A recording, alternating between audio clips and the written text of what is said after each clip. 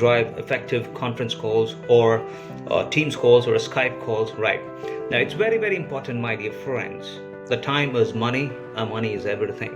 When you work in a corporate world, the time plays very, very important. You have your deliverables which needs to be delivered within time. You have service level agreements. You have timelines attached to every task. So similarly, you have to have timelines for your conference calls, for your meetings that cannot extend it just because you want to discuss. Now here I'm going to share some quick tips which will make your conference calls or meetings effectively. The first and foremost thing, always the chairperson should open the call on a high note with some enthusiasm, some excitement, happiness, because you start a day, man, and that's very, very important.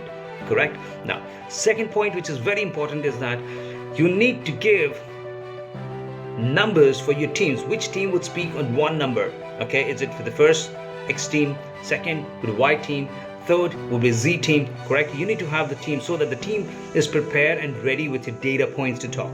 Now, third thing, the teams have to identify or make a note of all the points which they're going to talk during the meetings. Now, four things which you need to keep in mind. One, what great you've done. Second thing, what an area of opportunity. Third thing, why you could not perform. And fourth thing, what help you needed. Correct? You're going to keep these 4 points crisp, short and simple. You would follow KISS principle, because keep it short and simple. Like you remember I said, time is money.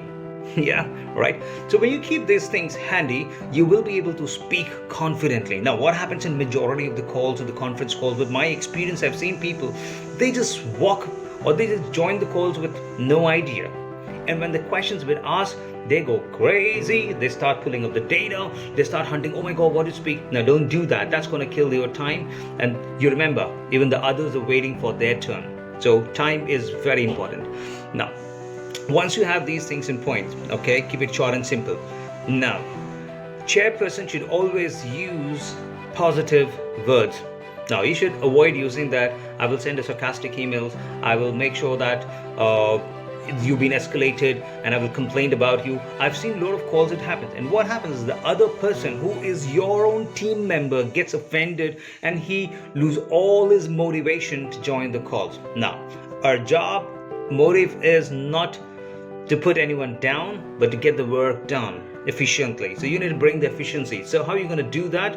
You're going to acknowledge them. You're going to keep the respect levels up. Correct? Yes. So it's very important. So the kind of questions you need to ask, may I know the reason why you could not make it? I know it's going to be a little scripted and everything, but trust me, if you practice, it becomes a part of your habit. It's very important. May I know the reason why you're not able to make it? Do you know what support you need? Who is accountable for that? Chairperson should always have the minutes of meetings handy. Second thing, they need to keep an action tracker and the person who's accountable and the timelines by when it will be done. So when you have these 3 things in handy, you would always be able to drive your meetings efficiently and you will not talk anything out of the context. It's going to be to the point. You have a half an hour meeting, kill it. And remember, you don't need everyone on the call. Pick up who's responsible for that particular team or that particular group should be there on the call. And always invite people who are your top 5 or top 8 defaulters so that you can hit the nail there, so that you can fix the issues then and there. Correct? Now, always have a right acknowledgements when you talk to people. Second thing is that keep it short and simple. Fourth thing is that give them timelines, who will speak, which team will speak after whom. Correct? They should know that. Agenda should be there. Now, overall, have a closing with the points what you've discussed. Correct? Always use a sandwich methodology. What went good?